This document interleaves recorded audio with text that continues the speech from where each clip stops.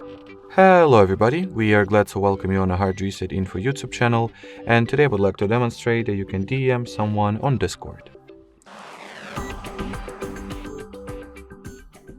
So if you would like to send the private message to some other Discord user that you share the server with, let's say, you can either open the list of members of the server if it's publicly available, or you can find the message from this user, touch and hold at the user's profile, and in here at the profile of Discord account of any other Discord user, you'll find the message option which you want to tap on, and type in the message and send the DM request this way. Alrighty, so that will be it for this video. Thanks for watching, and bye bye.